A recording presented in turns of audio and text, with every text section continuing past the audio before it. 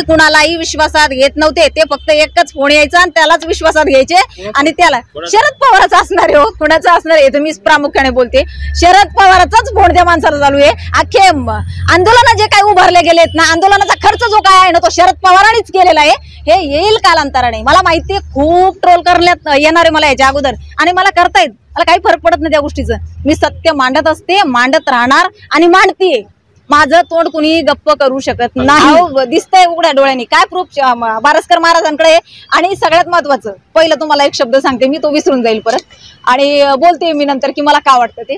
कालची बाईट बघितली का तुम्ही जरांगीची? जरांगी बघा, बारसकर महाराजांनंतर जरांगी काय बोललाय, हे तर 1-2च आहेत हो, अजून 10-15 येतील, आलेले आहेत बाहेर। काय होतं माहिती का, करोडो मराठा समाज त्याच्या सोबत होता, कोण यांना अंगावर घेईल म्हणून लोक घाबरत होते। मला पण सल्ला देत होते की ताई मुलींकडे लक्ष द्या, तुम्ही सिंगल मदर आहे, जाऊ द्या, खूप गलिच्छ बोलून तुमची गरज आहे, तुम्ही त्याच्याकडे लक्ष द्या, हे मला प्रामुख्याने समाजातले काही विद्वान व्यक्ती सांगत होते, अभ्यासू व्यक्ती सांगत होते। पण मी खरं बोलायला भीत नसते, असू दे काय होईल ते होईल, मी शांत बसणार नाही।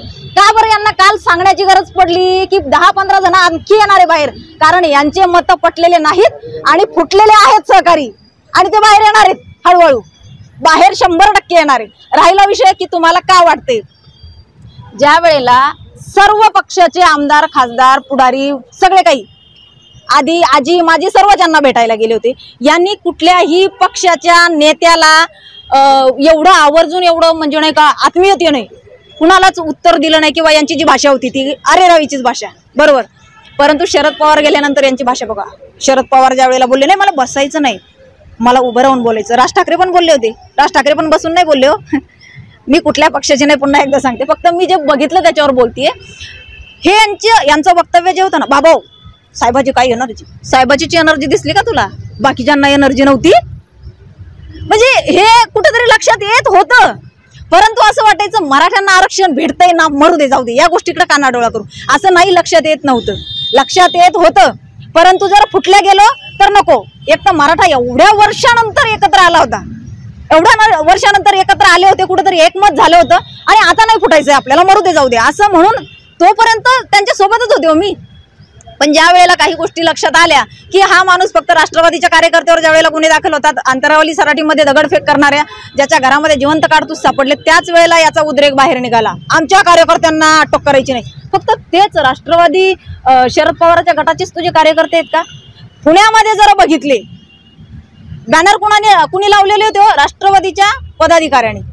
बरं, या माणसाचा मला याच्यावर जायचं नाही, हिंदू मुस्लिम वगैरे मला याच्यावर जायचं नाही, पण मला मात्र माझ्या छत्रपतींची शिकवण आहे आणि मला ती मांडायची आहे। छत्रपतींनी स्वराज्याची स्थापना, हिंदवी स्वराज्याची स्थापना पुण्यामध्ये केली।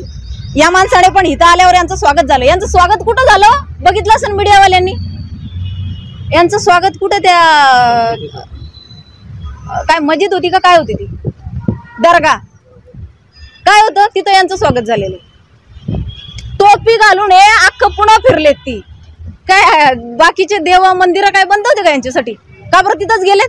मग का नाही, कारण शरद पवार त्यांचा भक्त आहे ना, हा पण त्यांचाच भक्त आहे, जे शरद पवाराला पाहिजे तेच या माणसाने केलेलं आहे। प्रामुख्याने या सगळ्या नाही का की मनोज जरांगे जे बोलतात, त्यांची जी भूमिका आहे याच्या मागे खरा सूत्रधार कोणी आहे? शरद पवारच आहे, स्पष्टपणे सांगते मी। त्याच्या मागे फक्त कारण शरद पवाराचा पक्ष संपलेला आहे, शरद पवाराला आता मनोज जरांगेच्या माध्यमातून वोट बँक तयार करायची आहे, आणि त्याच्यामुळे हा सगळा काही राडा, हा सगळा काही गोंधळ, किंवा हे काय त्यांनी जे नाटक थोतांड केलंय, हे सगळं शरद पवार याच्या पाठीमागची जे काय त्याला सुरक्षा चक्र प्रदान केलेलं आहे ते शरद पवार, आणि शरद पवार सांगेल तसंच तो माणूस वागतो, कुणाचंही मत घेत नाही।